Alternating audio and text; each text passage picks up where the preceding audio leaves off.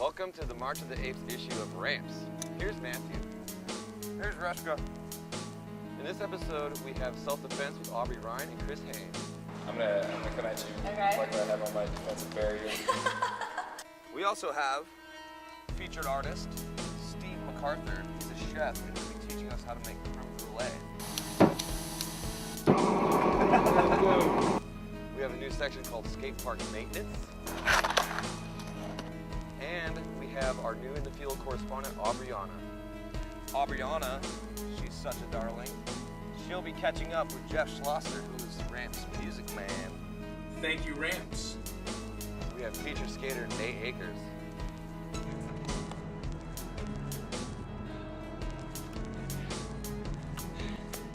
And Nate Akers completely destroys it, by the way. By the way, yes. By the way. But also we have featured musicians, Summer in Siberia. So, enjoy this episode of RAMPS while we roast up some floppers. Floppies. Stuck in the branch.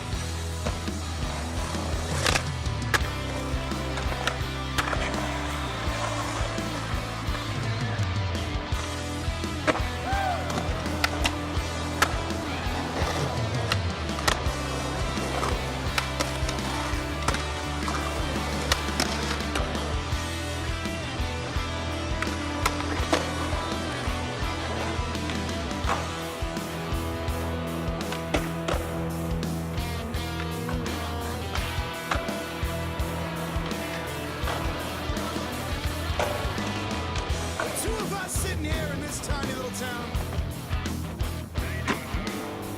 One of these days I'm gonna find you, know what's gonna happen? So I'm gonna hit you real hard, 'cause you're mine. You're my pretty little thing. Yeah, my pretty little thing. You're my pretty little thing. Yeah, my pretty little thing.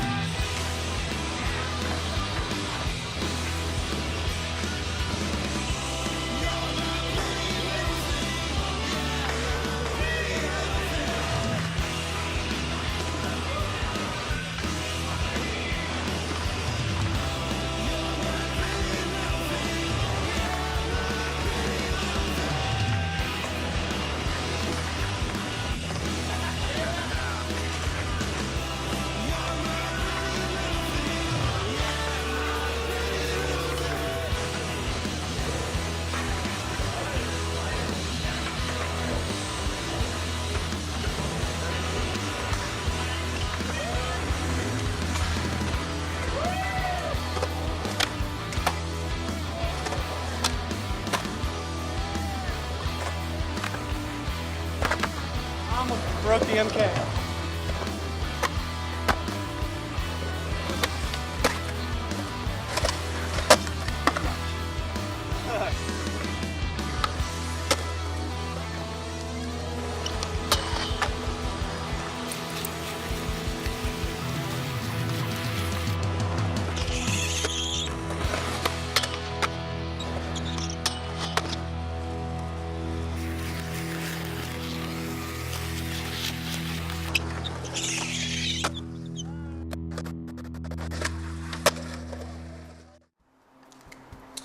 Hey, what's up? Ramps is Spokane Boxing today, and we're with Chris Haynes. Hey Chris, how's it going, man? Chris, why don't you tell us what you do? Well, I'm a mixed martial artist. I've been training for about 20 years now. I have an amateur record of 3-2 with 3 wins consecutive at 170. Sounds a pretty good record. And so you're gonna teach Aubrey how to defend herself, huh? As best I can. All right, everyone. Well, enjoy. It's Ramps. Ramps. Good luck. Thank you. Well, one of the primary attacks for a would-be assailant is to approach the lady from behind. Turn around, usually grabbing the shoulder, arm, maybe around the waist, or maybe a bear hug. Either way, if an assailant is attacking you from behind and grabs a hold of you, particularly if he's not paying attention, he's, for whatever reason, he's just only focusing on keeping control of the upper body. Good technique to do is a foot stomp. Either aim for the top bridge area of the foot or the toes specifically if you can. You're going to come down as hard as you can with your heel. So, I got you. Make sure you raise that knee up, drive the heel. Another good move is a kick to the balls. This is really good for if an assailant is coming at you for a frontal attack, you can kind of cut him off with the pass. Because usually, he's not going to be guarding his jump. He should, he's smart. But in most cases, an assailant is not that smart to be attacking a lady in the first place. So, in a situation of a frontal attack, guys reaching in, usually there's a bit of space there. You either bring up a straight knee or a kick with your instep of your foot, right? And try to cup. You're gonna try to cup the entire taintal area with your instep of your foot, all right? So, for example, coming at you, knee, or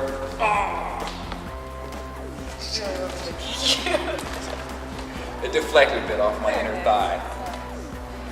Then the last, kind of a last ditch, kind of deal sealer for any would-be attacker is the eye gouge. It's also a frontal defense method. The assailant is coming at you, arms out. You go on the inside, tuck your thumbs in, go right for the eye sockets. Usually, depending on the level of attack, especially if he has a weapon, a knife, a club or something, you want to try to get your thumbs inside of his skull. Kind of grab hold. usually that'll stop any kind of attack. So I'm gonna come at you Okay. like what I have on my defensive barrier. So tuck your thumbs in.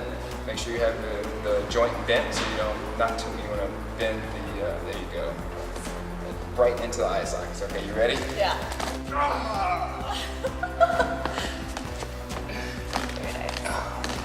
Yeah.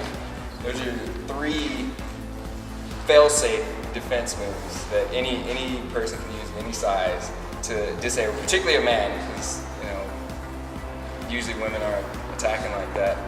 Might have to do another segment on defense against women.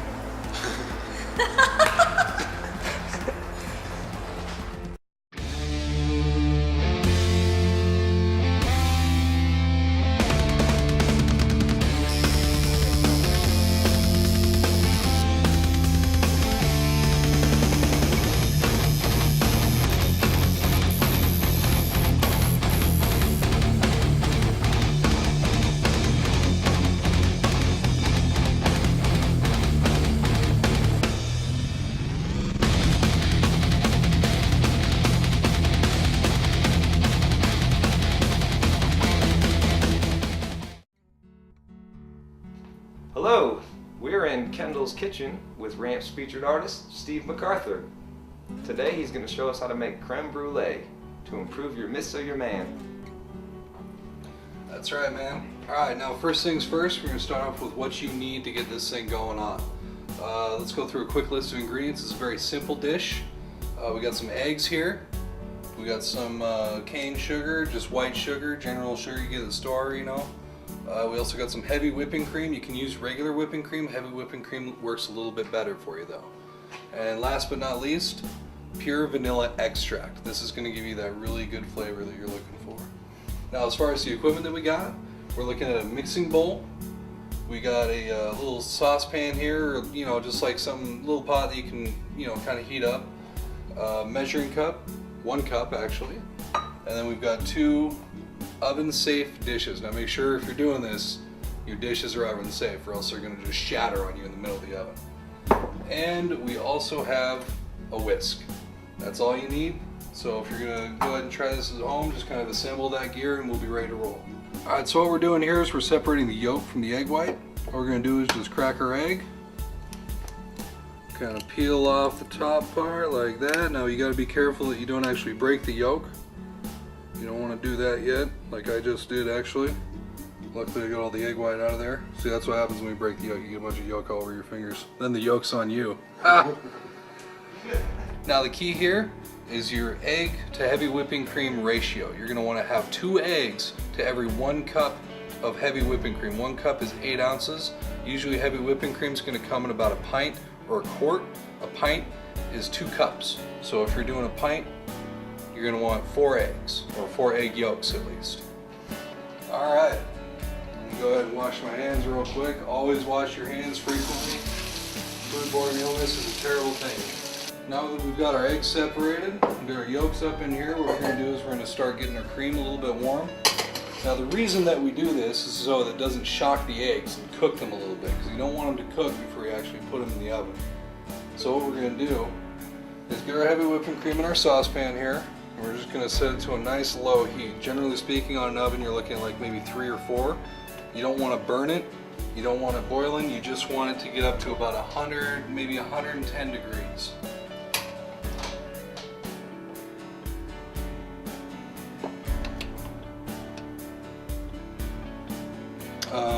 Side note, I guess, would be make sure you got your oven preheated to 450 degrees. Now what I'm doing here, I just kind of broke the yolks up. I'm just mixing them up a little bit, get nice one large coagulal liquid. The egg actually acts as your coagulant. It's your emulsifying agent in this, and that's what causes molecular structures to all bond together in the creme brulee. Fun fact about creme brulee, the dish was originally printed in a recipe book in 1691 in France. And then it was later translated in the 1760s to English, where it was called burnt cream in England. And then based on where you were in England, it started taking on different names, Trinity cream or Plymouth cream, just kind of a regional thing. It was a really competitive world back then, and everybody wanted a proprietary dish, but creme brulee was so good, everybody was trying to steal it from each other, but it did, at least as far as the recipe goes, it was first documented in 1691 in France, so they get credit for it. So we've got our cream heated up now. We're going to go ahead and turn the heat off and just let it kind of set there. It's not too, now as you can see, it's not like it's boiling, it's not like there's anything there. There's a little bit of a skin that forms on the top. I don't know if you can see that or not, it's really delicate to kind of see, but that's not a problem, that's actually just fine. Right as that skin starts to kind of appear, that means your creams just should be right about that perfect temperature, right around 100 to 110 degrees. Now, what we're going to do is we're going to slowly just mix in our egg yolk that we've got all whisked together, just a little bit at a time. So we're going to go about like that, so there's maybe about a third to half of it right there. And then we're going to go ahead and just kind of whisk that in a little bit. And you're doing this just a little bit at a time, like I said before, because you don't want to cook the egg. You just want it to blend in there. You want it to be an emulsifying it. You want it to combine with that heavy whipping cream. Actually, we'll go ahead and just add the rest right now.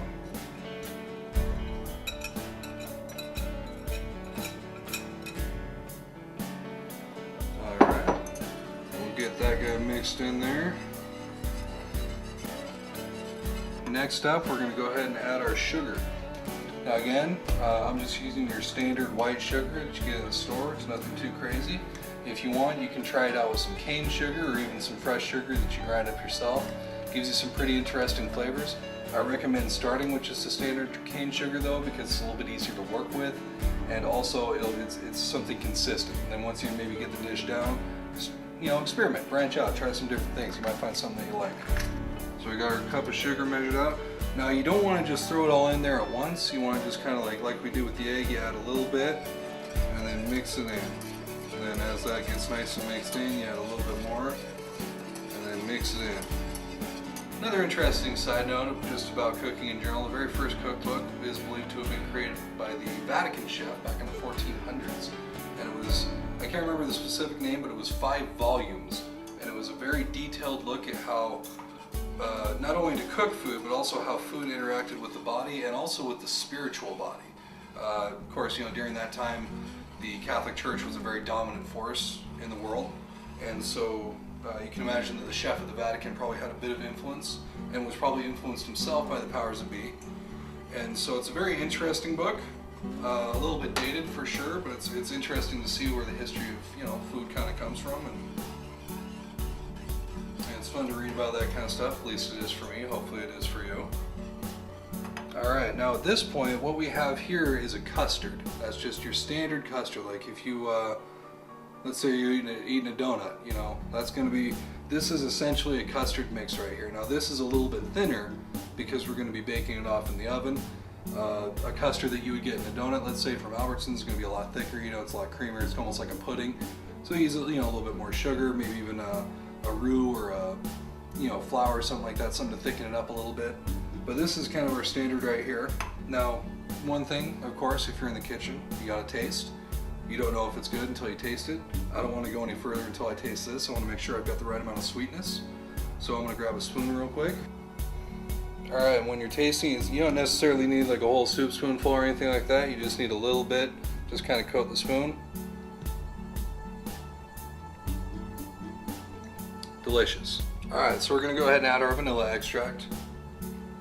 Vanilla extract is essentially vodka and vanilla beans that have been soaked together with maybe a little bit of sugar, but that's pretty much all it is. I mean, it takes a long time. You gotta let them marinate for about 6 months, but now you don't need a lot of this. Now this is like the large, this is 2 ounces of vanilla extract. You maybe need about 1/4 ounce for creme brulee. This, if you're doing this much creme brulee.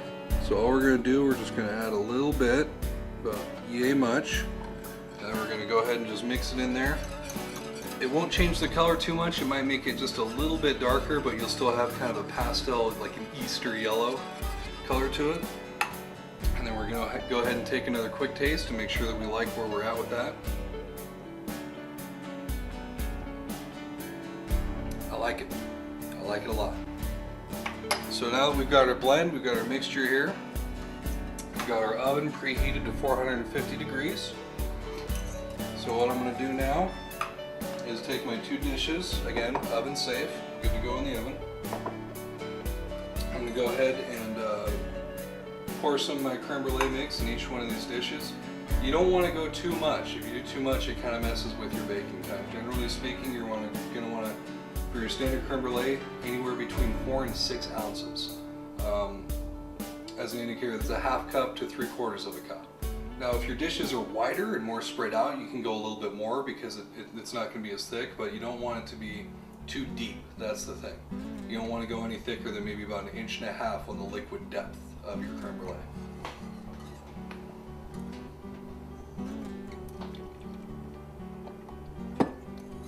Alright. We've got our oven set to 450. We're going to put them in there for 20 minutes and then we're going to check on them. Now, using this method, now if you've done creme brulee before, you may think, well, why aren't you putting them in a pan with some water? Doing it in this way, this is, like I said, it's kind of a quicker way, and using this specific recipe allows you to do this. Set a timer on my phone here so that I don't forget. And boom. Alright, so we'll check back in 20 minutes and hopefully we'll have some delicious dessert. Alright, so we've got our creme brulee in the oven for about 20 to 25 minutes, so I'm going to go ahead and pull them out right now. They should be just about ready. Got some oven mitts here. You don't want to burn yourself. Remember, these things are about 400 degrees right now. Okay, let's take a quick look. I see you're still bubbling a little bit, but what you're looking at is kind of a jiggly consistency though, so it's almost like gelatin in there. Go ahead and get a nice little shot of that. Go ahead and set these off to the side for a second.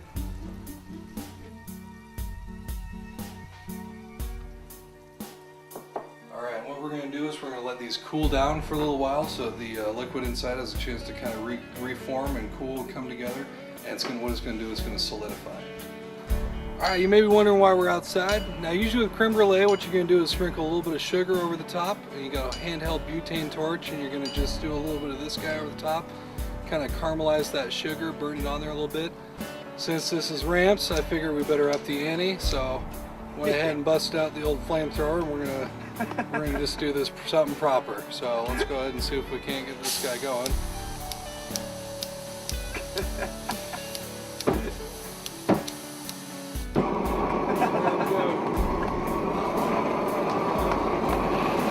we got our creme brulee on the ground here. Just gonna go ahead.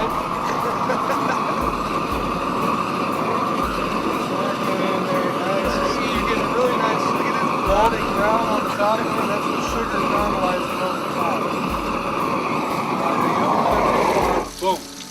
Whoa! And that is how you garnish creme brulee. Fire, dude. This is RAMPS. Fight it.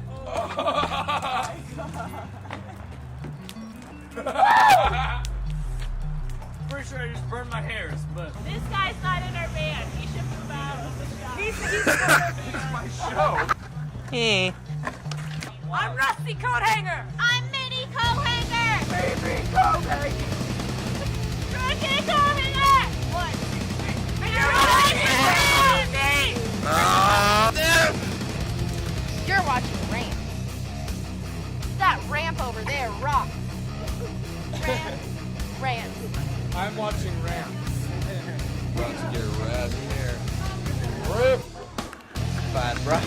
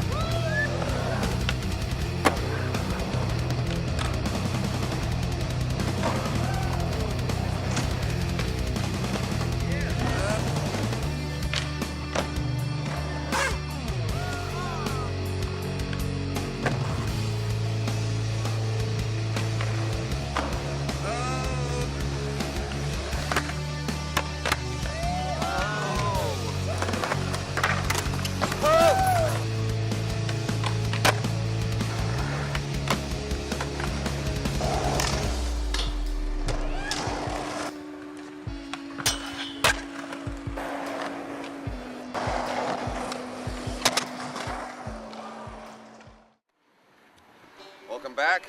This is a new section of ramps. This is skate park maintenance tip number 1. Today we're gonna fix the coping at Hilliard Skate Park. It's kind of old, it's kind of rusty, and if you're not careful, you'll get hung up and stuck. So the first thing you want to do is get some sandpaper, because it's the rust makes it really porous, and that's why it's kind of sticky. So we're gonna smooth it out, and then we're gonna come with a can of clear coat spray paint and seal it back up, make it real slick and real fun. Look at all that rust coming off there. Man, it's really rusty. This is long overdue. This is really fine grit sandpaper too. You might want to try something that's a little heavier grit than what we got. See how rusty that got? Now when you do this, and you go to try your first time, be real careful, because it is going to be really slick. Alright, so now it's time to throw on our clear coat paint. Got it right here. Got as much of the rust off as I can. Dirty, dirty. Oh, this is going to be slick.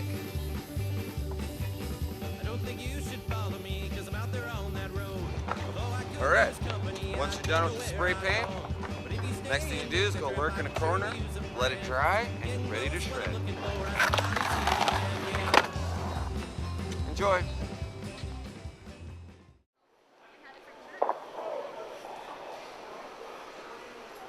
This is Ramps on Ice.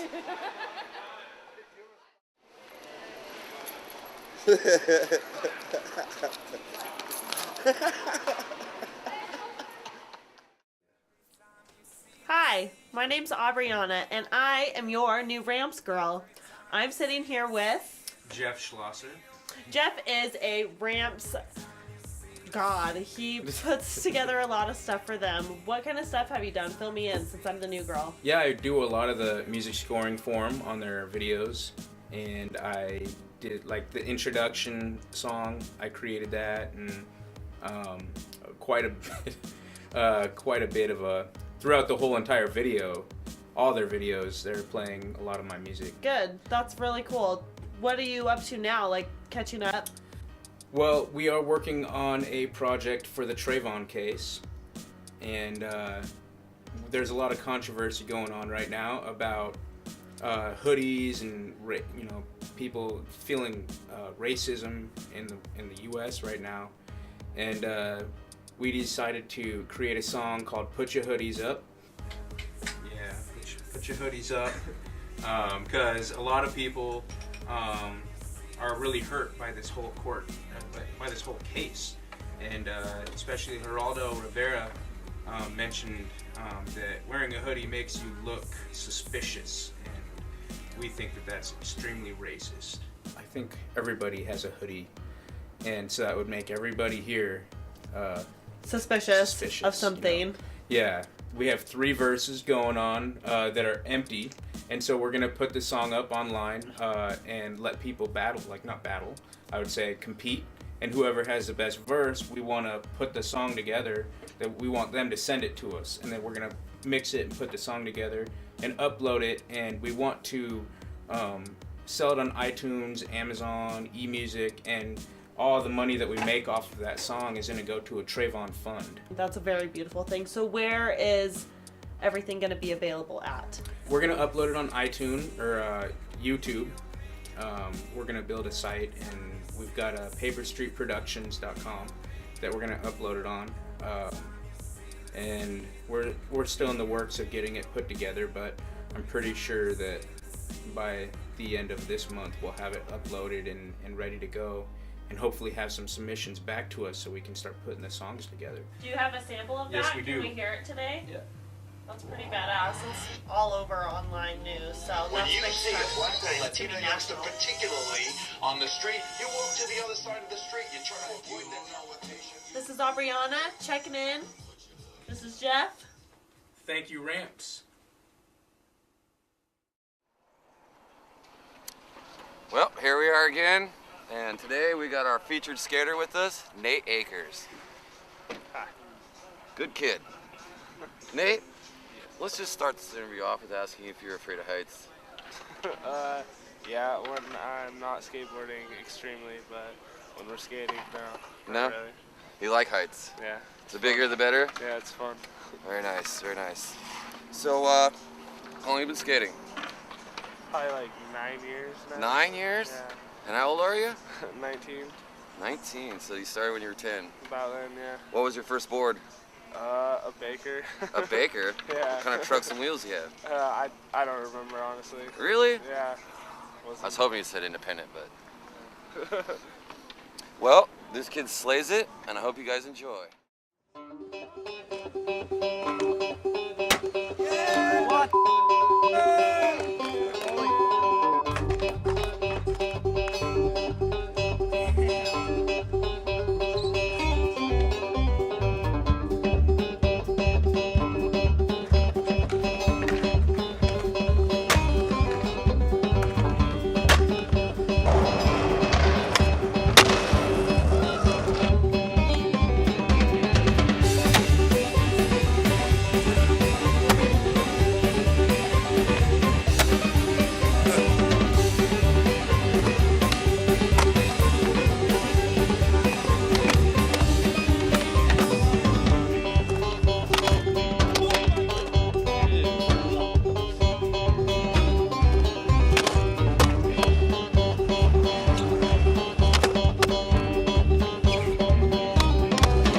There's a fire burning down below. Burning the things that don't show. It's heaven, heaven and hell. Some is a burden, others a kill.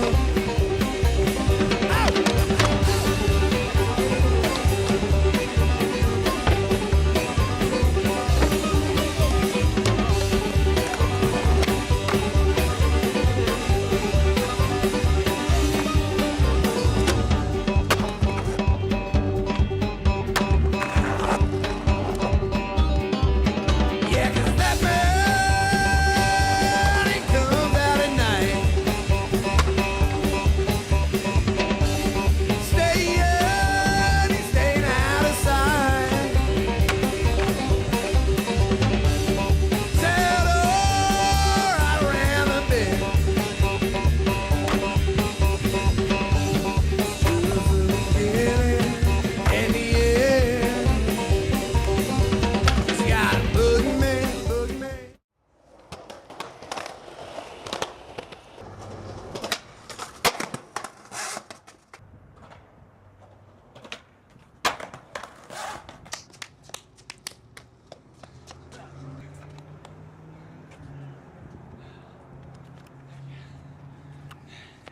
Yeah.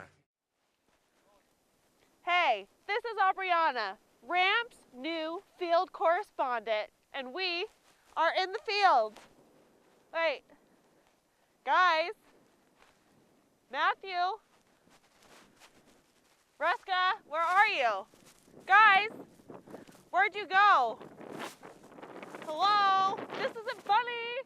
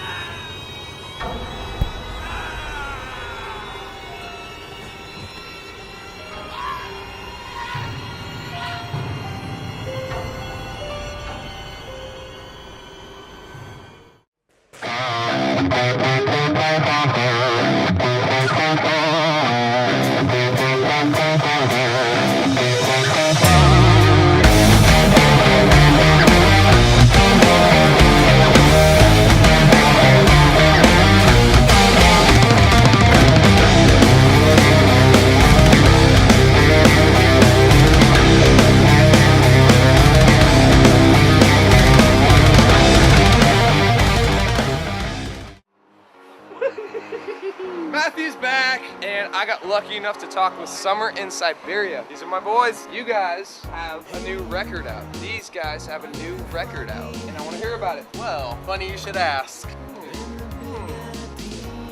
Isn't that the most fantastic looking artwork?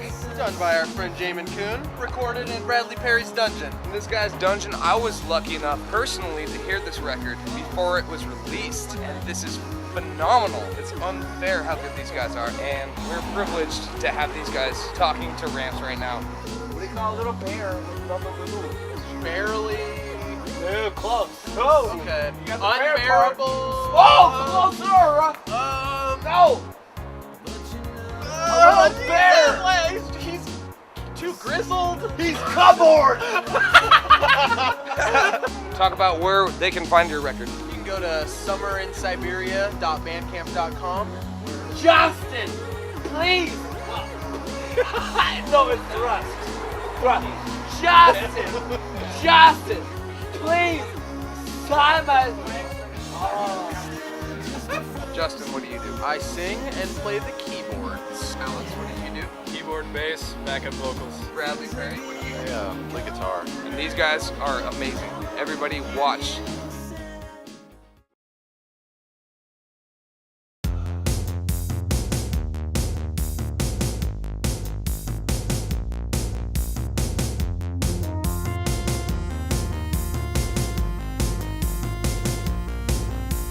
Not going my way, clouds on a Sunday, slumber on my mind, raindrops in my eyes.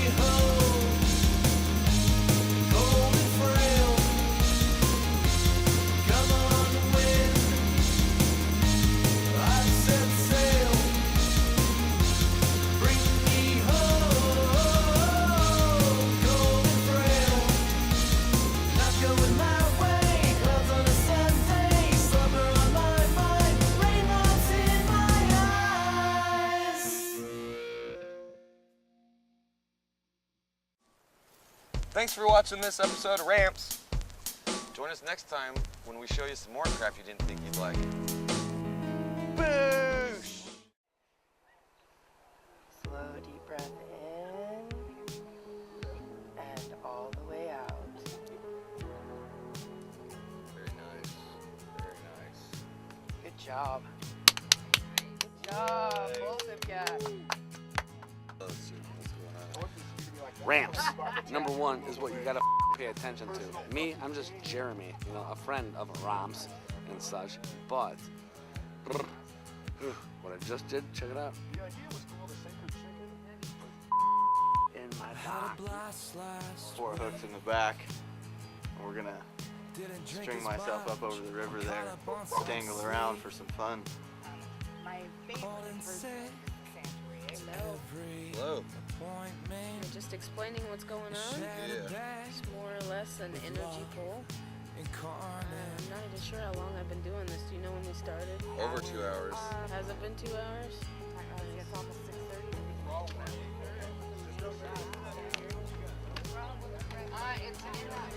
You put the stick to the spokes every time you open your mouth. They say the blind can hear better. I say it depends on what I'm listening to. Picture takers at your own risk. Some things should never be said, some things should never be. Sometimes I wish I was busy. Jeremy. Not otherwise trapped. She's wearing boxers though, dude. It's lame. Some days I fight off the dizzy. Will you steal the thunder, Jeremy? On weekends I let it come and let you go.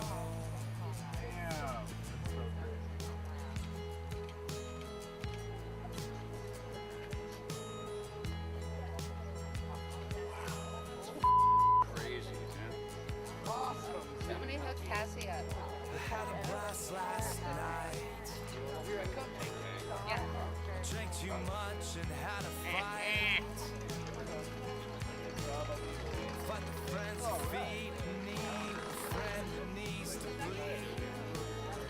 Sometimes blunt trauma is the best medicine. Damn. Oh! Sometimes I wish I Oh my God, man. not otherwise trapped Oh God, I can't even watch. Some days I fight off the dizzy. On weekends I let it come and let you go. On weekends I let it come and let you go. You lost it. On weekends I let it come and let you go. On weekends I let it come and let you go. Where do you go?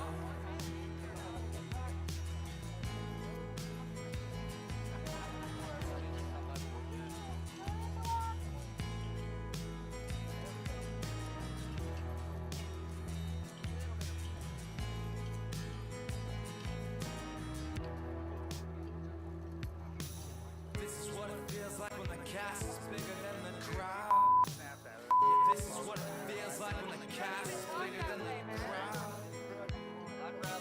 This is what it feels like when the cast is bigger than the crowd. This is what it feels like when the cast is bigger than the crowd. Yeah. Great spot to do this. Let's go.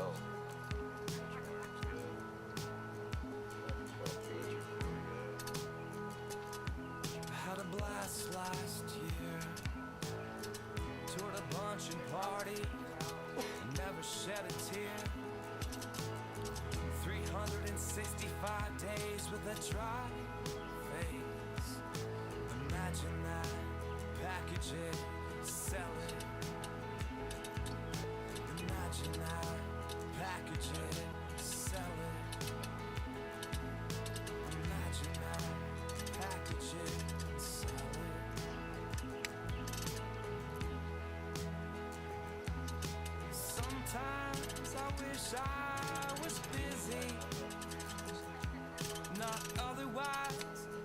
dies in limbo.